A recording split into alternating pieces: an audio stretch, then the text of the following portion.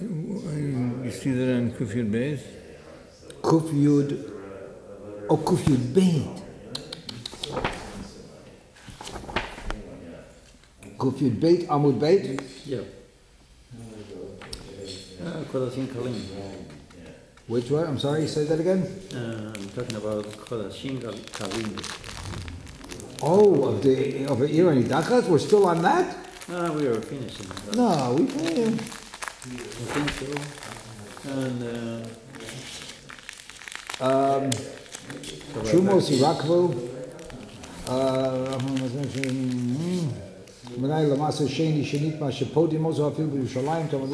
I thought we were sort of getting away from that already, no?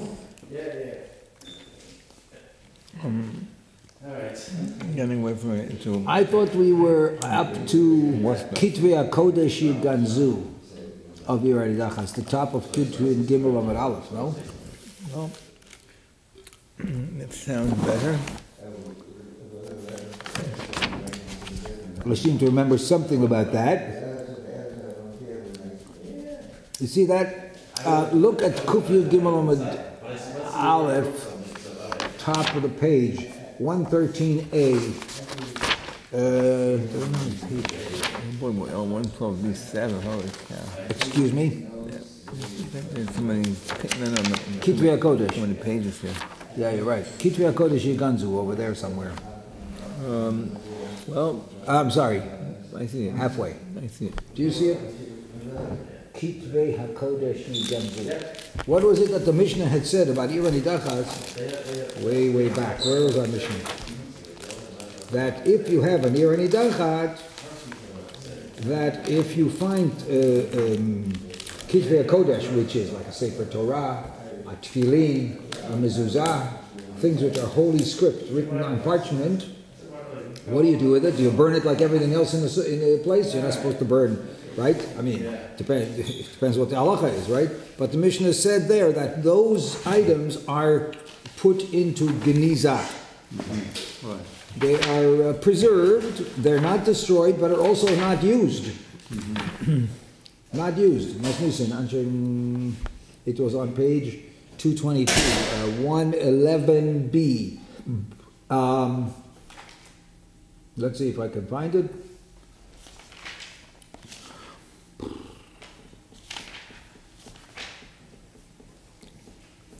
How they are, what kind of testimony they have, and what do you save from it? What do you destroy? And then it says,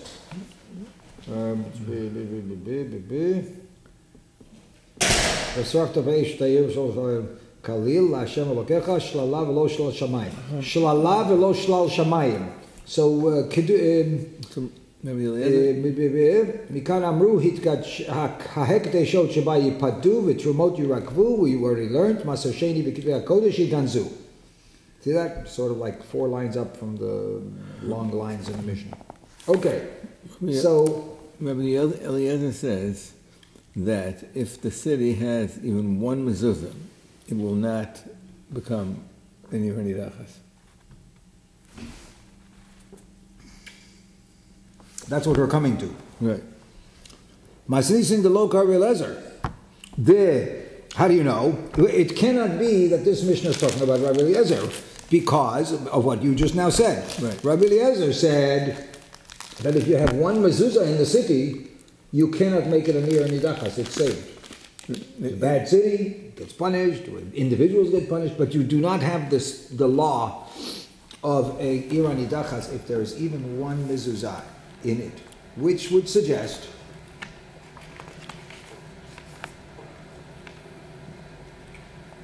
to him that the city is not all bad. I mean, if they were really all of them deviant from the Brit, then they would have taken down their mezuzot. Because they want avodah zarah, they don't want God, right? So if you find one person who is special, or one mezuzah who is there, which is there, means that the city does tolerate a mezuzah. So there must be some redeeming goodness about the city. I'm just logically suggesting maybe that's what Rabbi Eliezri feels. So if it's true that Rabbi Eliezri feels that way, So the Mishnah cannot be discussing the halacha of Ir Hanidachas according to him, because they say, what do you do with the mezuzah? You have to put it into Geniza. And you go ahead and destroy the whole city and Ir Hanidachas. Well, according to him, there is no Ir Hanidachas if you have one mezuzah, so you can't have a Geniza. You get the proof? So the Gemara says that it cannot be according to him. The Tanya of Eliezri Amar Kol Ir Sheyesh Ba Afilu Mezuzah Achat Einan Na'aseit Ir Hanidachat Shne'emar V'Sarafta Ba'esh Et Ha'ir Ve'et Kol Shlala Kalil. You have to burn the entire city and all of its possessions completely. Ve'hecha Di'ika Mezuzah Lo Efshar. And then therefore, if you have a mezuzah, it is not possible to carry out that sentence of destroying the entire city entirely. Because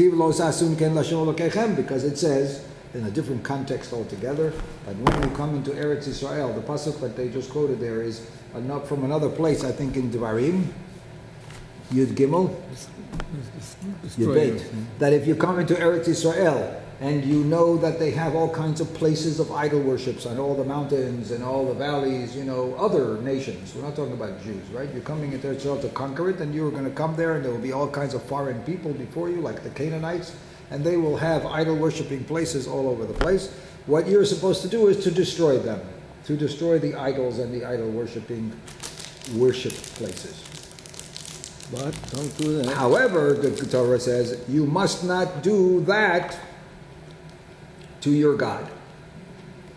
What does that mean, not to do that to your God? So according to the plain understanding of the sentences, you should not do that, meaning have worship places all over the mountains like the Canaanites did. You should not do that, but rather God, you're supposed to come to the Beit HaMikdash and have a central place of worship. That's the plain understanding of that pasuk, because all those nations made all kinds of worship places all over, but you must not do that to your God. You must go dafka to the place where God had chosen. In fact, the pasuk says so right after that pasuk of Lo Tasun Kein L'Hashem Elokechem Ela Lamakom Asher Yivchar Hashem Tidrishu Uvata Shama. Sure, that's Pashut. That's the Pashut Pshat. It doesn't mean. No question. That's the plain understanding, because the pasuk goes on to say that. Lo tasun kein l'Hashem Elokechem ela lamakom asher yivchar Hashem Elokecha tidrishu ve'bata shama. In the context it continues, because they had made their worship in all the other places. You should only go to the place that God chose. That's the plain understanding. However, the halachists in the Gemara learn from that pasuk, you should not do that to your God.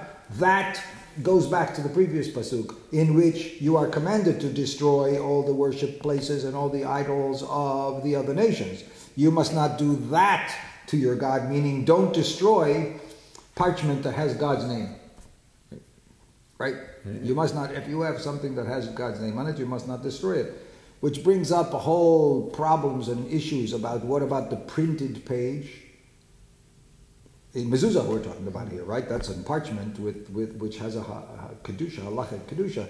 Does a Gemara like this, or does a piece of paper in which you write God's name on it, or a printed page, or the Xerox page, or whatever, that have God's name, does that also have a commandment against destruction?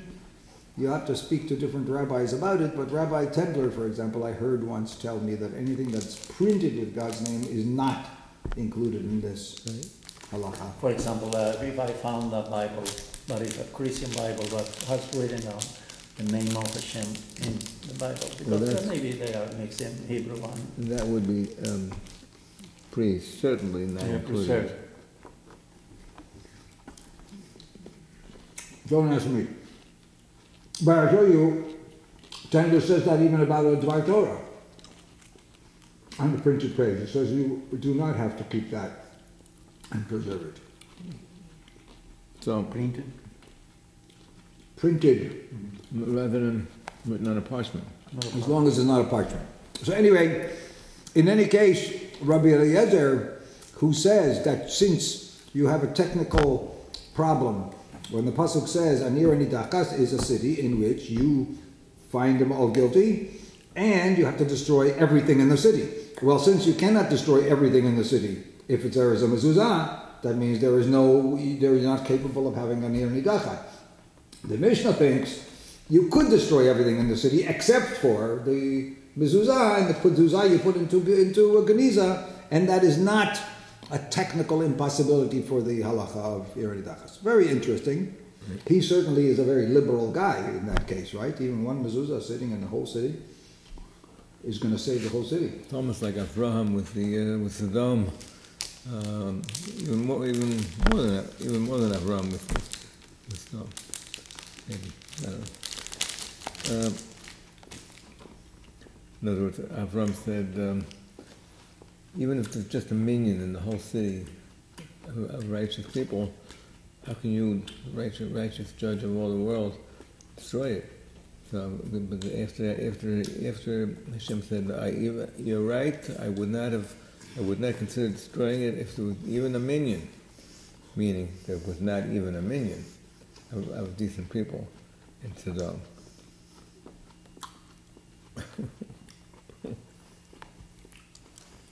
Rashi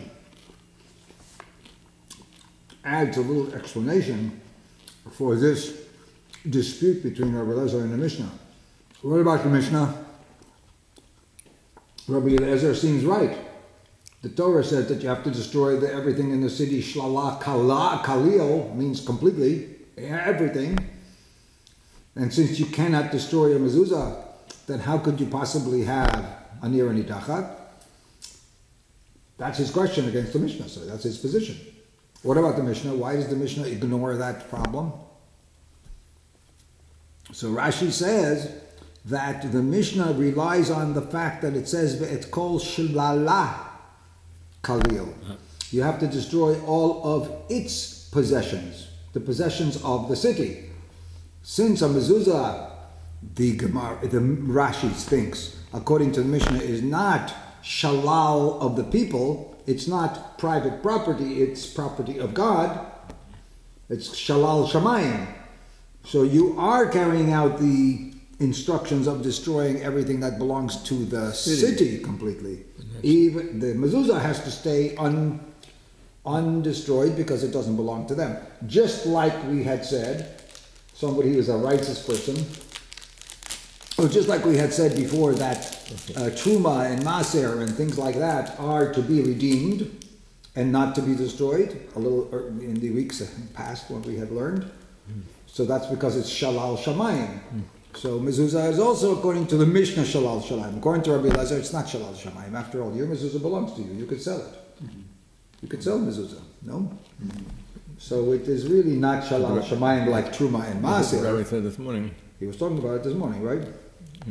So therefore, according to Rabbi Eliezri, it's not shalal shamayim, and therefore you cannot destroy it, even though it's shalal ha'ir, and therefore you have no ir nidachas. Okay, it's an interesting application of that. Isn't that ironic that you have that little Dvar Torah this morning in the Minyan, and we're talking about something relevant to it tonight? Yeah. What are the chances of that happening? Not very high. Do you think it's significant? No.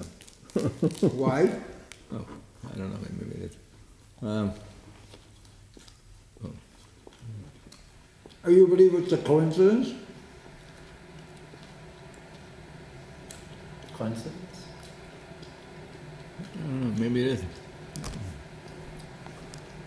Interesting problem. It is an interesting coincidence. Do you think there is such a thing as a coincidence?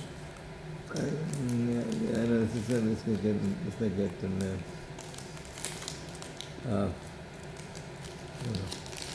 but anyway, yeah, it is interesting that he discussed selling one of his mezuzahs when he wants to move out of a house. I was talking to you. Excuse me. If one wants to move out of a house, he has to sell his mezuzah to the next guy, something like that. He was talking about what do you do with your mezuzah? And When you move out. when you move out. So, What do you do when you move out and you have a mezuzah on your door? What do you do? Take it from me. Take it away. Not so clear. If somebody else who is Jewish is going to move in, can you take it out? If it's gonna be used, I leave it. If not, take it away. Because if I don't know who the people is coming, so maybe desecrate. Can you ask them to pay for it? You have a good mezuzah there, it costs you $100 to put it up. Of course. So the question is, therefore it It belongs to you, belongs it's to not Mamon Shemayim, it's Exactly. Mamon yours. Exactly.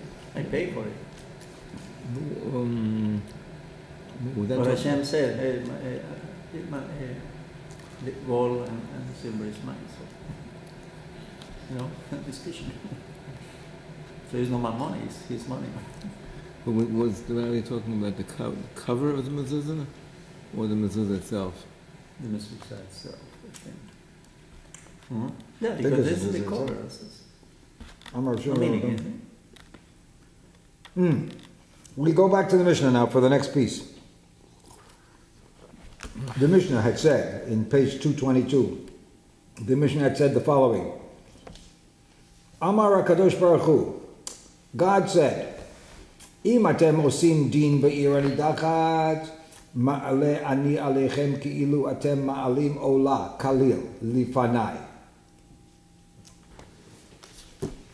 Remember, we destroy everything in it. And it says, Kalil Hashem Elokecha. That is a phrase in the Mishnah which brings to memory the mitzvah of a korban, olah, tamid. When you bring an olah in the morning, it is burnt completely, kalil. That word in the Torah is mentioned, where is it? Kalil, where is that?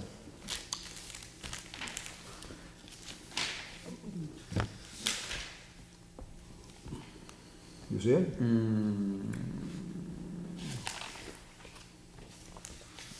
Kalil Hashem Elokecha. Ki latem maleh otam v'shu kalil lefanai. I don't remember. I don't know.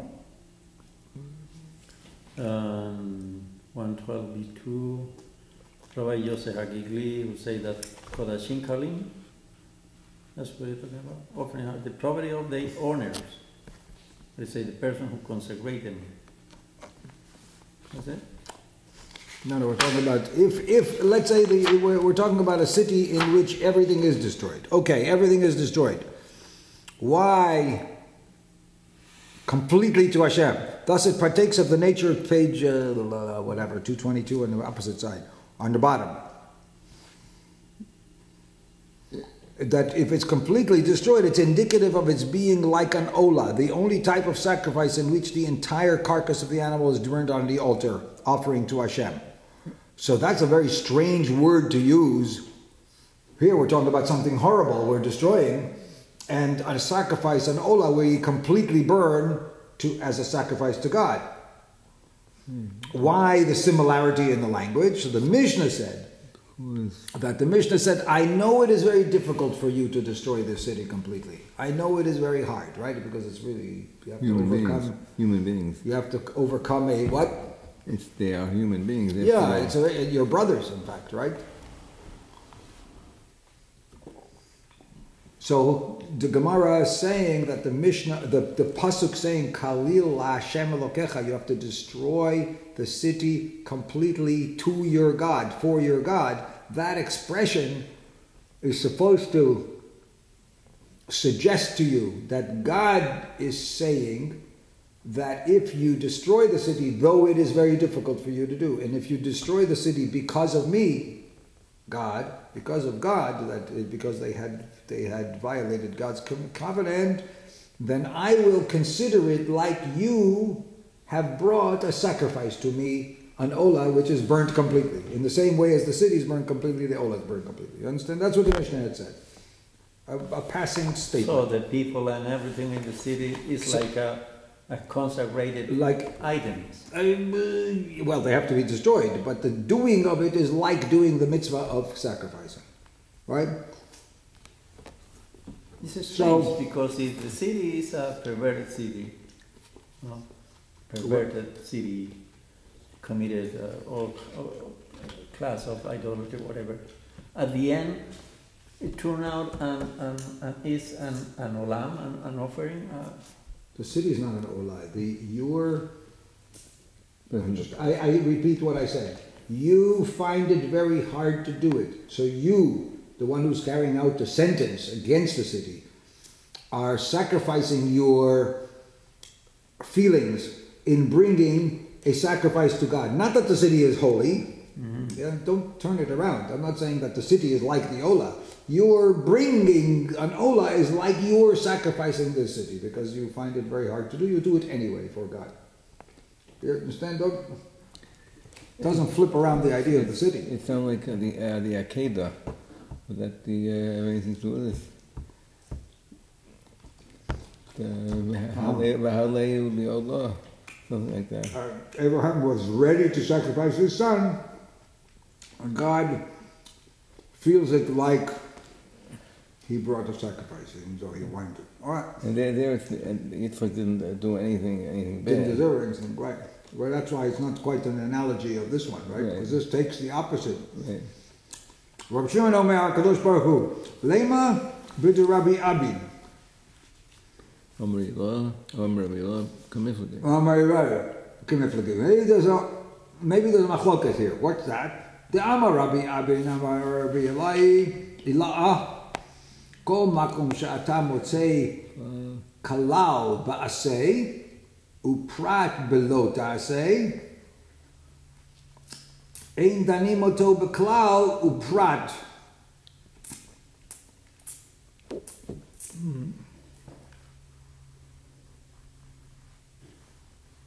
Whatever in scripture you find a I will. generalization. We have to explain Positive comment. I have to explain the idea. What is the idea? Listen, Eliyahu, here's a certain rules of the way the Chachamim find laws in the Torah. If the Torah says you must not do any work on Shabbat, must not do any malacha on Shabbat. That's called the klal. It's a general statement that covers a lot of things. And in another place, the Torah says you must not burn a fire on Shabbat. Well, it already said that you're not supposed to do all the work on Shabbat. So, and one of the works that we are not permitted to do is fire. So why would the Torah do a klal, which is a general statement, and then talk about an individual particular? It's not necessary, right? So one of the regulations of making halacha for the rabbis is they understood that the Torah wants to tell you a general principle, and it wants to define the general principle in a special way. For example, if I say to you, all work, well, you might think that you shouldn't carry boxes up and down the table, up and down your stairs. But you're not, that's not called. That's called work, what we call work, but it's not called the malacha for the Torah. How do I know that? Because the Torah said, don't make a fire on Shabbat. Therefore, klal and prat, meaning the particular, ein baklal ela ma sheyesh baprat. The Torah is trying to tell you, you know what I meant by that general principle? That general thing about work is the kind of work that's not permitted is like the kind of work of fire. Right? In other words, there wasn't a fire and you created a fire. So the creating something is what I meant by work. So all of that work that I said you should not do any work on Shabbat has to fit the character of the particular. Got it? Klal uprat. Ein baklal ela b'ma sheyesh b'prat. You understand? When the Torah says a general principle and then particular, where it seems unnecessary, it means to tell you that the general klal has in it only the things that fit the kind of character that the prat has, the kind of principle that the right? Okay. Now here. So now, what's going on here? However, there is a principle that says the following. He's trying to say, what if I told you that the Torah gave you a general klal, not of a do not do something, but to do something. And then told you not to do something particular. An asay with a lot asay. You see that, Pinky? For example, if I told you, you have to destroy all idol worship, right? Lo ta'asun kein l'Hashem Elokechem, but you must not destroy, let's say, a klaf, right? Mm-hmm. So, does the Torah try to tell us that the asay, the commandment to destroy all idol worshipping, what kind of idol worshipping should you destroy? Everything under the sun? What if somebody says, how about a cross? How about everything under the sun is idol worshipping? Or is it something that is considered holy, like to the people who worship it, like the klaf that we are not supposed to destroy? Do you use a klal uprat from an asay to a los asay? Do you? Or is it only when you say lo tasun malacha and lo tavaru from low to low? Okay, so if you look at the Gemara for a moment now, when we talk about that principle, Rav Avin Be'ilai says, Kol makom she'ata motzei klal be'asei uprat be'lo ta'asei ein daninoto be'klal uprat. You don't. Because the Torah, it's not, it's not unnecessary. This one is an asay, and the other one's a lot asay. So the Torah may have added the prat in order to give a lot asay to the prat. You know what I mean? You have a commandment, an asay, and there's a lot asay about a particular space, item. That does not mean that the Torah is trying to teach you something special about the asay. Right? That's what he says. Ein danin l'to b'klal uprat. Demar itle the Rabbi Abin, umar lesle the Rabbi Abin. How do that mar meaning what? About the mezuzah? 1 second. Blah, blah, blah. Who's mar?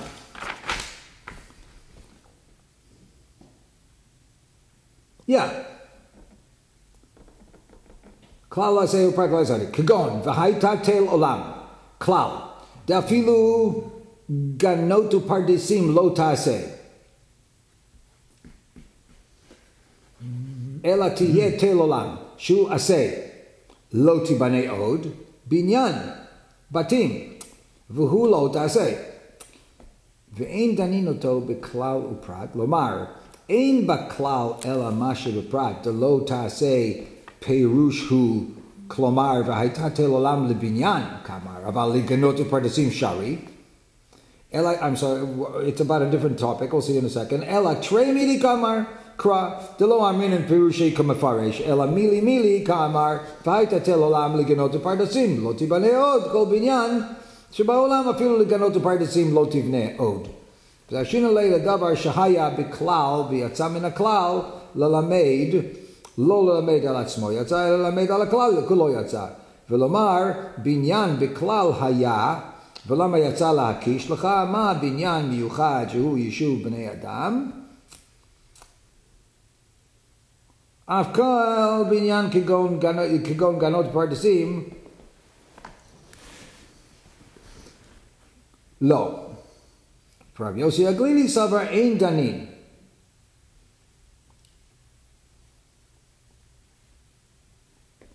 אבין ודריש הכי והייתה תל עולם מכל מילי, שלא יעשה בה שום דבר ולא תיבנה עוד, דמשמע בניין בתים, השמינן לאו בבניין בתים וגינות פרדסים איסור עשה, הוא דאיקה.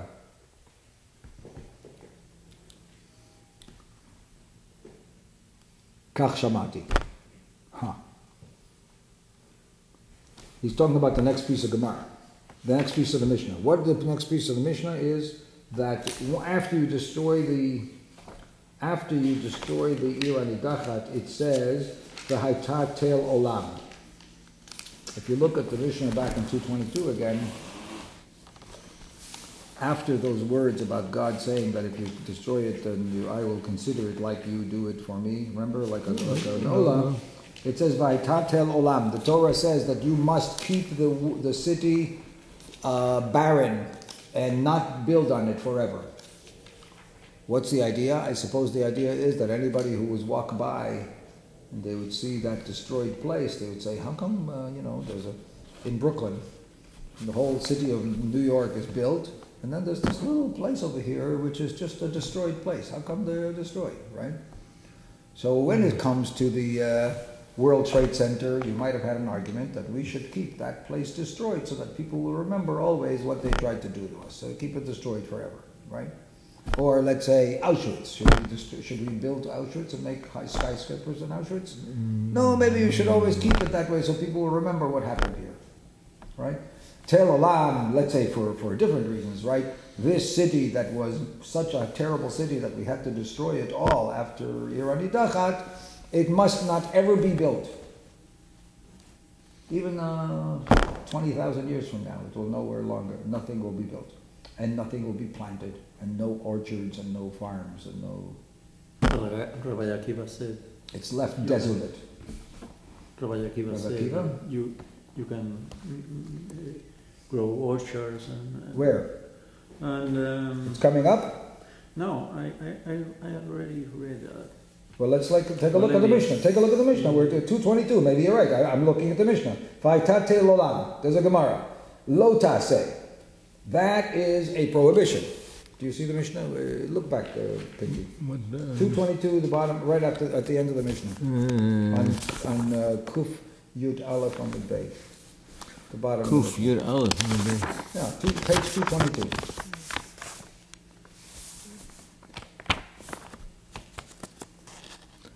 All right. Vaytatel olam, the first medium line. Go, down, medium line. Vaytatel olam.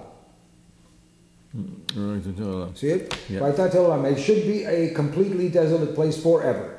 Lo taseh, that's a prohibition. It is. Ginot, Lo taseh ginot upardesim. Diva Rabbi Yossi Aglili. Rabbi Yossi Aglili means that this statement of it should be desolate forever means that you cannot make gardens and orchards. It does, actually, it's not even a mitzvah. Pardon? It's not even a mitzvah. It's a kabedes avicha v'asimecha. That's a mitzvah on you.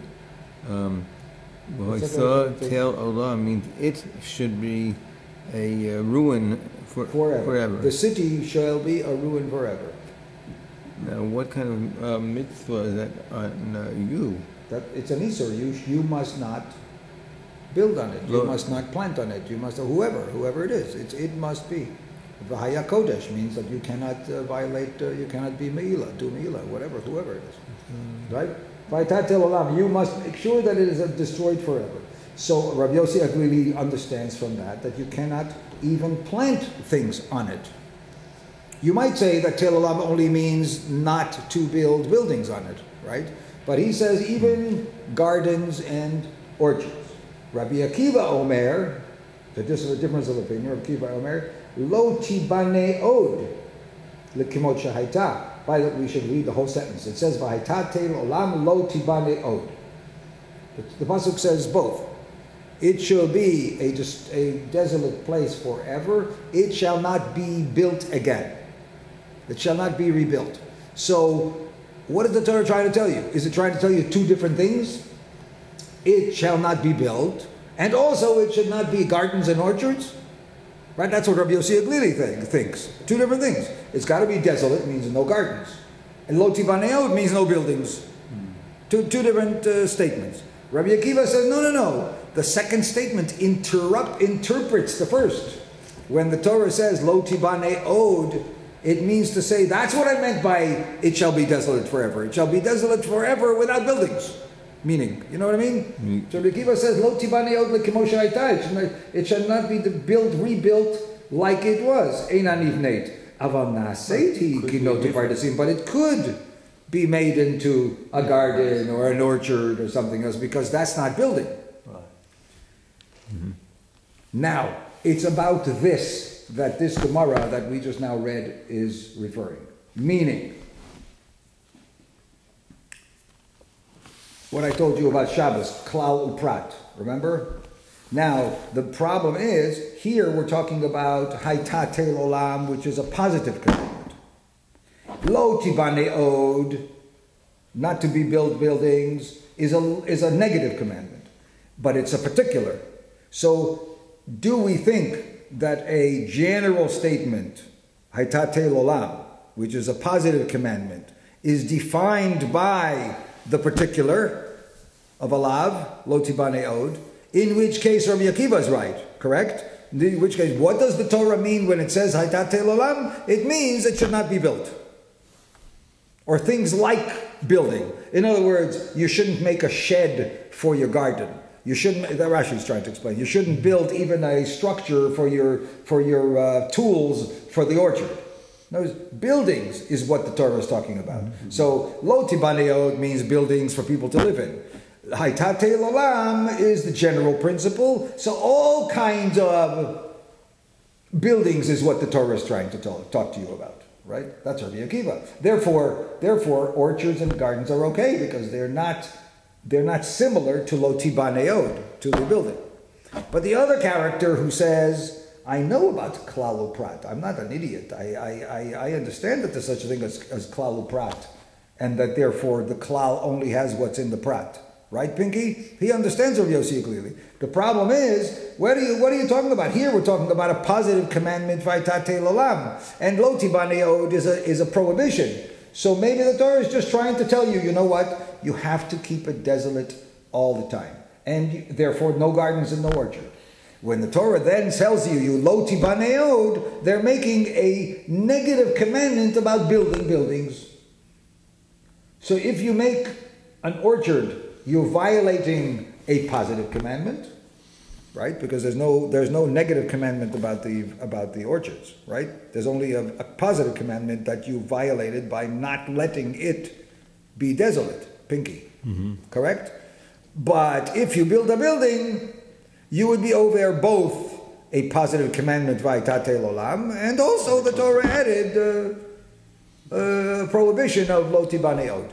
Okay, that's what the Gemara is trying to tell you is the meaning of the dispute between Rav Yossi and Rabbi Akiva. Did we get this right? Everybody understand where we are? Mm-hmm. Right. Yeah, but, Pinky, yes? That's what Rashi tried to explain, that long Rashi. Well, may I interrupt something? I'm thinking about Jericho. Jericho was commanded to destroy it totally. Right. And it was rebuilt. By whom? I mean, it was nowadays. Who rebuilt it? Did the Jews rebuild it? I think so. If I remember wrong, I don't know. The Jews rebuilt it. I don't know. Is there a pasuk there that it must be left desolate? I know it is destroyed completely. Yeah, before there was a... Teil olam, does it say Teil olam should be destroyed, should be desolate forever? You have to be sure about the Gemara talks about you.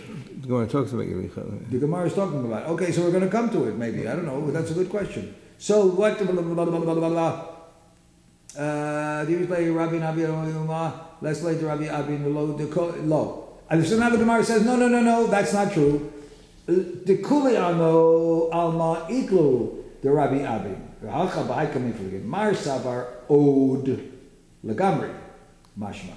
Mar Savar Od Lekama Shehaita.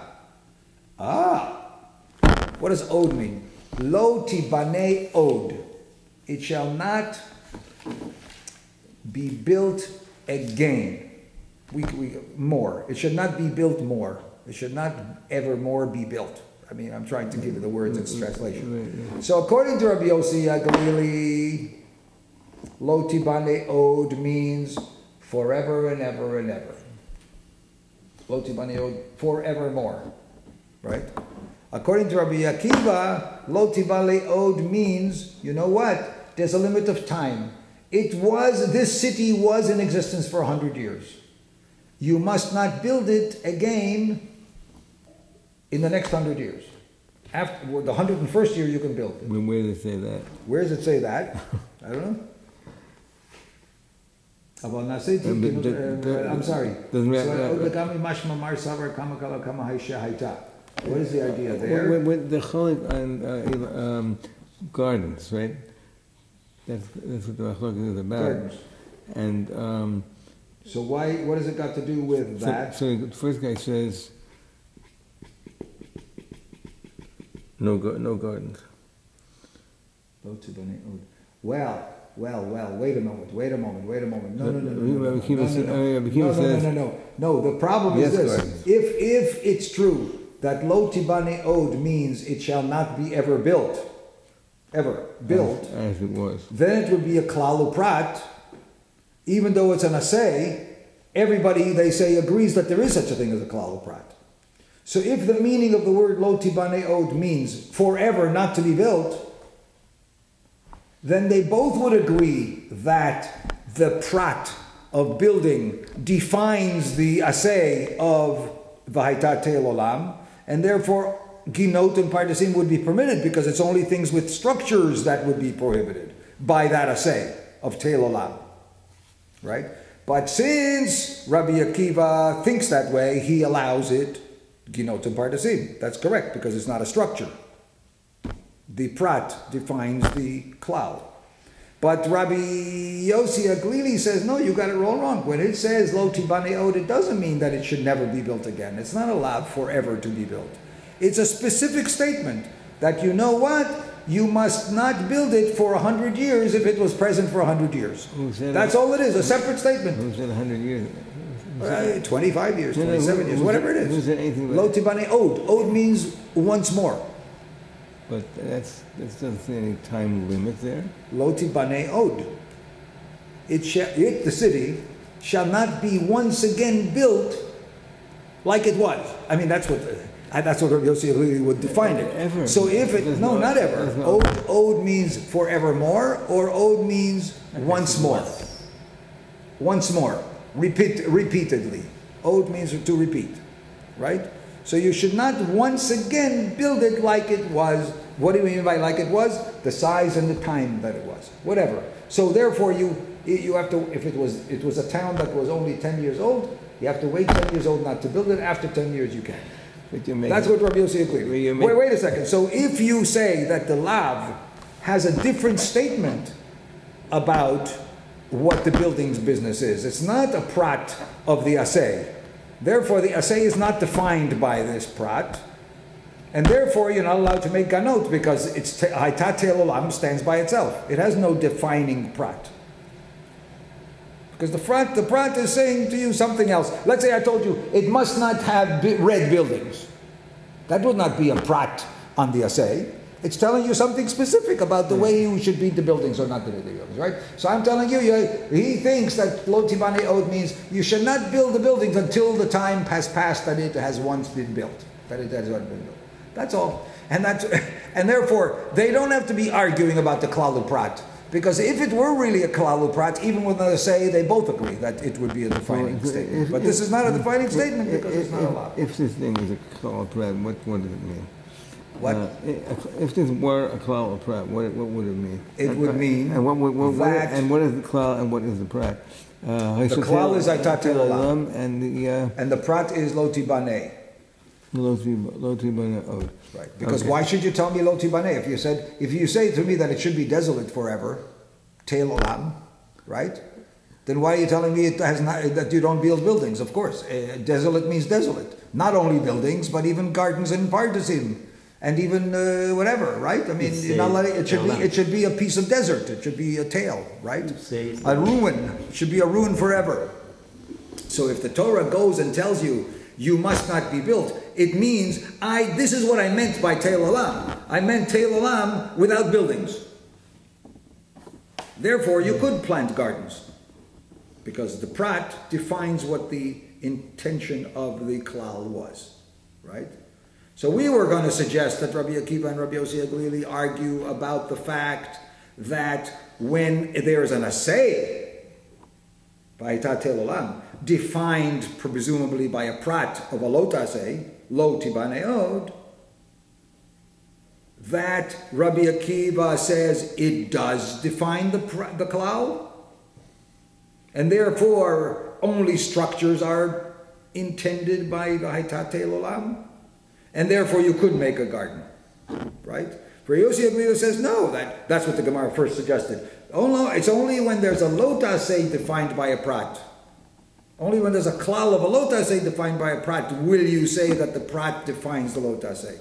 But if one is an asay and the other one's a lotase, it doesn't belong in that category of klal prat. And therefore, if it's not a klal prat, there are two different statements. L'haitate olam, which includes everything, like gardens and pardesim also, right? Must be desolate, period. Desolate, period. Can't make a vegetable patch there either. The lo tibaneod is a separate lo taseh on building a building. Right? That's what the Gemara wanted to say. Then they say, no, we don't like the fact that they are going to argue, because everybody agrees that a klal prat, even with an aseh, is also defined by the prat of a lo taseh. So what is the argument between them? The argument between them is that there's a different definition of what lo tibaneod means. If lo tibaneod means not to be built forever, then it is a prat following an asay, which is a klal, and therefore it defines the klal, and therefore only buildings are not permitted. Gardens are not prohibited by that asay of Haitat Olam. That's Rabbi Akiva. Rabbi Yossi Aglio says, no, lo tibaneod means something else altogether. It just gives you a specific detail about when you're allowed to build on this place again. You must wait and not build it in the period of time that is equivalent to the time that had been standing. But you're making that up, right? No, the Gemara says that. You mean the Gemara is making it up? No, the Gemara is making it up, you mean? I mean, you. Is that what you mean? I mean, you're making it up. I am making it up. Where does the Gemara say that? Yeah, the Gemara says it. What do you mean? The Kulei Islahu, the Rabbi Abin, V'haka B'haika Mifligi, Mar Savar Od Legamri. Anything. One of them, Rabbi Akiva, thinking the Lo Tibane Od means entirely, forever. Mashma. Therefore, it's a prat of the general principle of what can be destroyed and what needs to be desolate. Umar Savar Od Lekama Shehaita. The word Od means not to be built for the time that it had been. What was the time? No time. Kama, number of years. You want to say maybe kama meaning the number of buildings? I'll go along with that too. But I don't know. Let's see. But certainly that's the difference, right? Look at Rashi. The Kulei Almei Islu the Rabbabin. Vafilu Rabbi Akiva. Namely a city. V'hada kamar di Hanidachat nasis ginotu pardesim lav mishum de be'alma leslei de Rabbi Abin. De vadai milsa ka mefarshi v'haita tel olam b'mai b'binyan batik de lo tibaneod lo mashma leslei b'kol binyanim.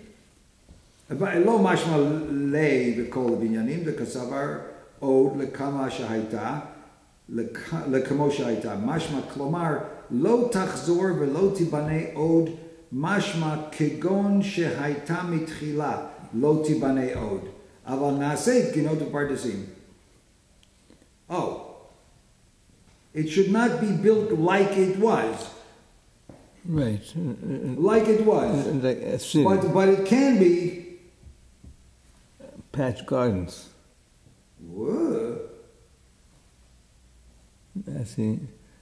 Umar savar od legami mashma kegon de amar leolam ve'ad va'ed leolam va'ed ve'od lashon va'edhu shelo tibane leolam l'shum davar lo lebinyan batim ve'lo leginot pardesim lo tibane od.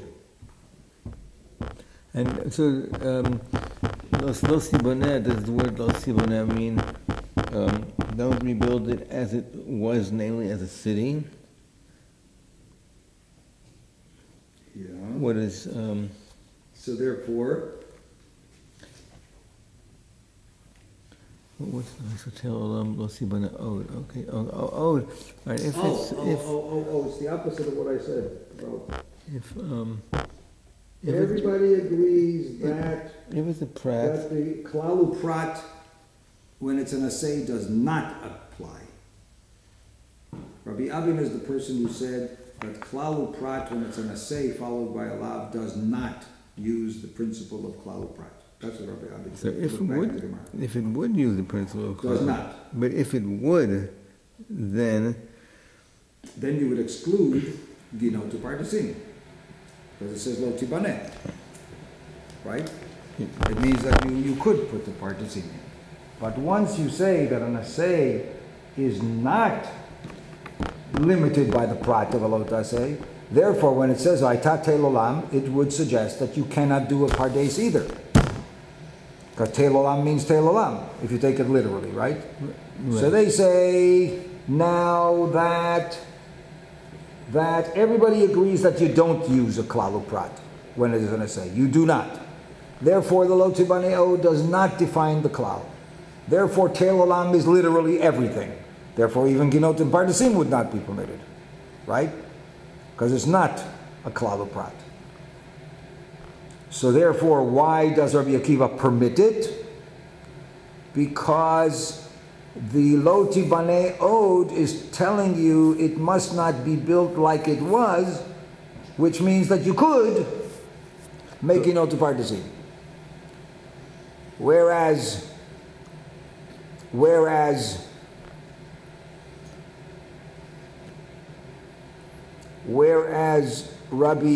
Yossi Aglili said lo tibani od means va'ed, la'olam va'ed, forever and ever, which is the same thing as te'el olam, also must be desolate forever and ever, means that it cannot be built or have gardens forever, according to Rabbi Yossi Aglili.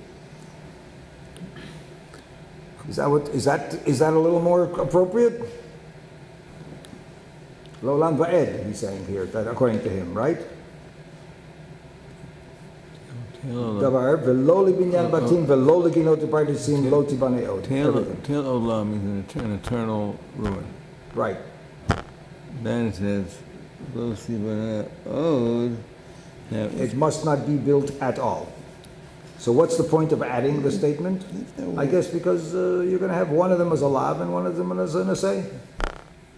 Why, according to Rabbi Yossi Aglili, why do you need the lo tibane od if it's got to be a tel olam? You already know the situation, right? It doesn't add anything, except that it adds another sin. If you build a building, then you get two violations. You did not permit it to be tel olam, and you were not allowed to build it. Yossi Aglili, however, interprets the word od in the sense va'ed, the last paragraph on there, ever. Accordingly, the verse is saying that the site shall not be built ever, paralleling the positive commandment in this phrase, it shall not remain an eternal heap.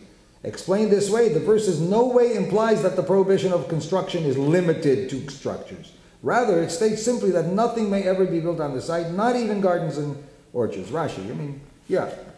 You may ask me, why does the Torah give you two statements about that? But one is an assay and one is a lot assay, according to Yossi Aglili. You see the last paragraph on the Beur there, according to Rashi? The last, on the end of the page. There, last paragraph. Rabbi Yossi Aglili. See it? However. Ever. According to the section that we built ever. That parallels the positive commandment, the assay of Va'aytat tel olam. Right?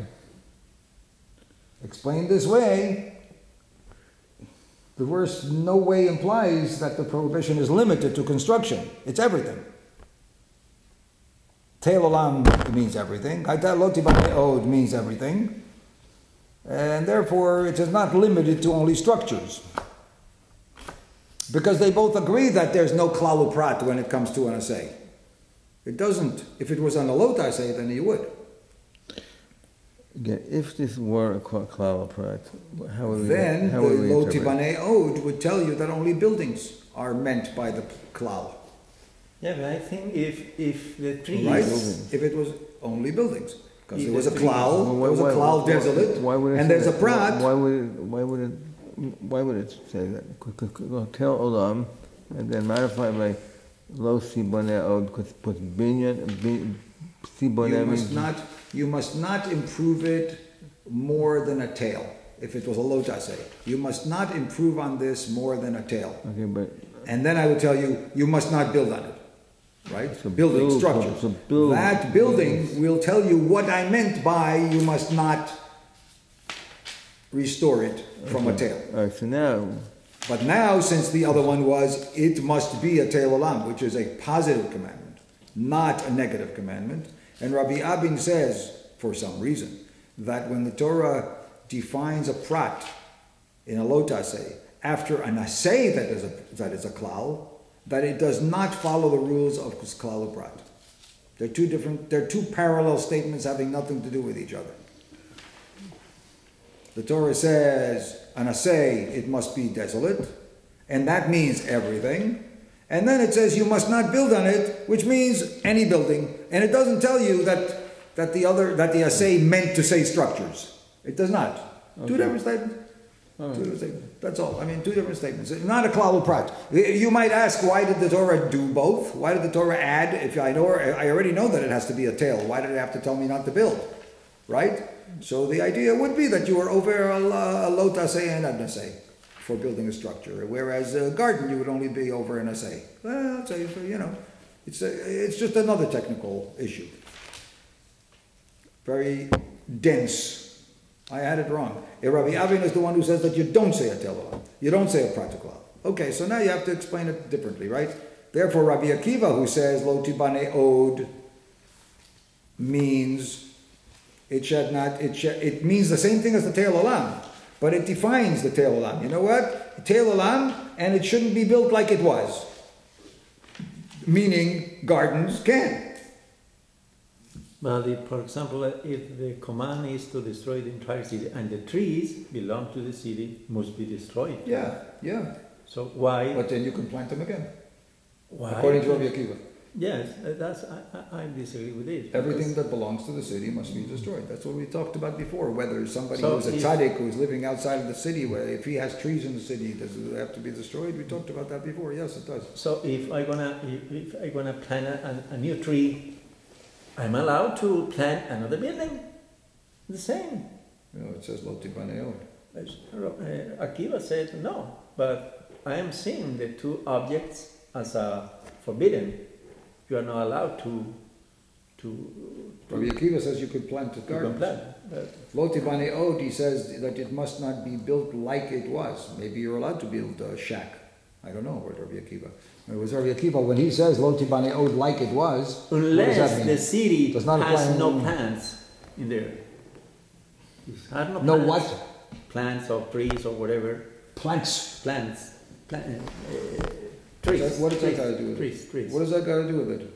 So if the city was a dry city with no plants, no trees, only buildings, okay, you can grow trees in the place instead of the buildings. As it was. But if where trees on the city that was destroyed, it's like a was. You see what I'm saying, Pinky? This indicates that the only type of construction, according to Rabbi Akiva, banned, is that which would qualify as an analogous structure to what stood previously. Meaning to make it like a city. Therefore, maybe you can build a tent. Maybe you could build a temporary structure. Maybe you can build, I don't know how he would define Kimau Shahaita. I don't know what he would define that. How far can you go to build? According to him, he says you could build. Lo od means restored the way it was. You can't do that. Can't do that. That's what the Torah says. But you can do something. What can you do? Nidachas gardens. I would have to ask Rabbi Akiva. What do you mean by what can you do? Can you make a strip ball? Can you make what does he mean by like it was? I don't know what he means by like it was. Like a city. Stood previously.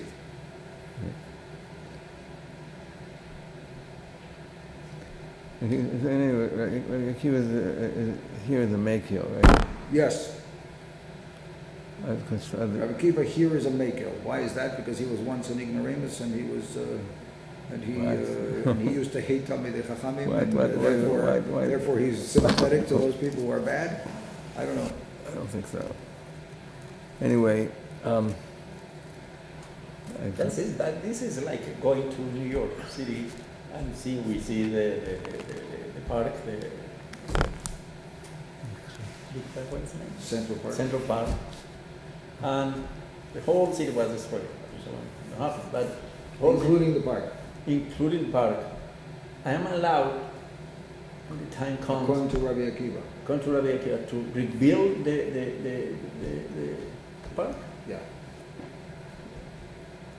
To replant the park. Or anything else, even where the Empire State Building is today, you can put a garden to make yourself string beans and cabbages.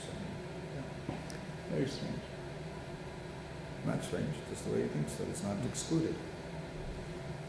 It will still be an impression on the passers-by. People who come by from Paris, they'll say, "This is New York? Cabbage patches? What happened here? Oh, it was an Hanidachat and it had to be destroyed. That's why it's only cabbage patches and not the skyscraper anymore." Still makes the same point, according to him. I mean, right? What's the whole idea of Tel Olam?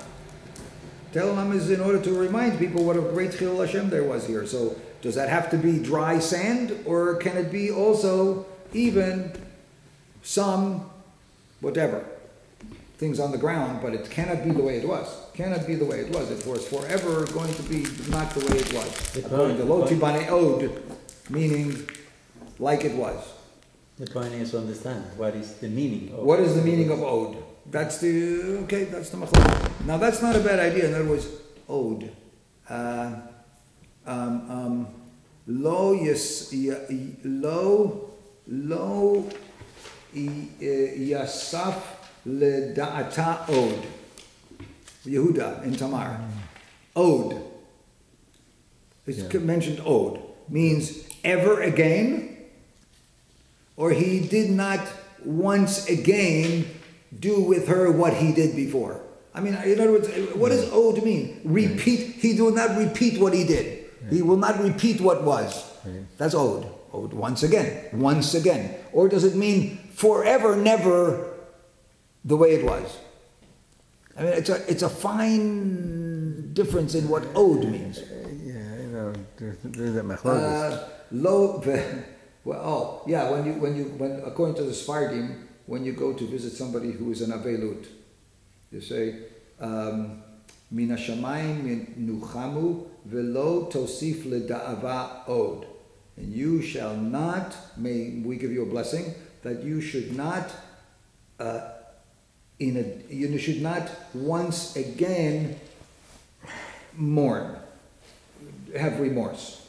Now when we say that, you shall not lo tosef leda'ava od, what do we mean by that? You shall never ever again have any mourning? Is it possible that a person will never ever have any mourning? I suppose if I died today, then I will never have any mourning, right? But if I live, then I will have mourning. I mean, I have relatives, right? I mean, who may be older than me. I have a father, I have a mother. People will have the da'ava. What we mean to say is that about this loss that you just had now, you shall not continue to, you shall be consoled.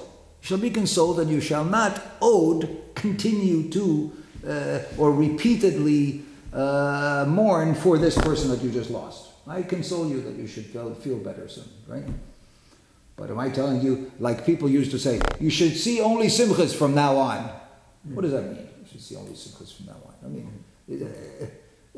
don't give me any jokes. I mean, what is it? The life is full of ups and downs. What do you mean you should see only simchas from now on? I think it's an inappropriate bracha. It's an inappropriate bracha. What? A person loses his job, a person breaks his leg, a person hears something sad, a person... only simchas from now on. It's impossible to have only simchas from now on. Right. I myself will be sick and die one day. That's a simcha. I mean, so only have simchas from now on. What it means, od means... let's not repeat this same mourning that you now have. It should not continue. You should be consoled, right? But don't tell me od means lo tosif leda'ava od. You shall never again have any reason to mourn. That's very sweet, but I think it's unrealistic. So Rabbi Akiva means, ode means to rebuild it the way it was. Not forever and ever and ever. I'm only using the opposite coinage of this ode to illustrate how it might work in his mind.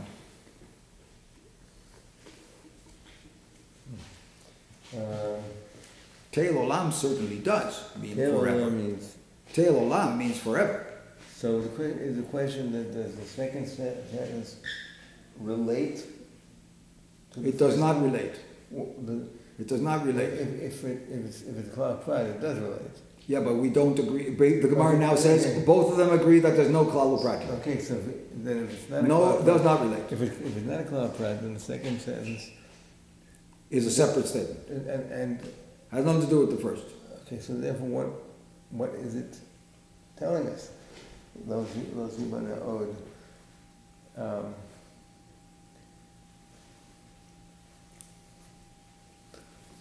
I mean, I don't know. You cannot build it the way it was.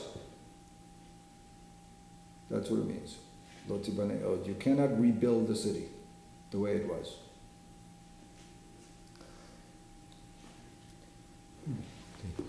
I have to go to bed. Yeah, that's not a bad idea when you got Baruch Hashem. Thank you. All right. My Chachamim, may Hashem continues giving you a big blessing and you'll get more wisdom. Wisdom Days to come. would be something that we would need. I would be very appreciative of that blessing. Thank you. Amen. And to you. Amen. All right. Yeah. All right. So.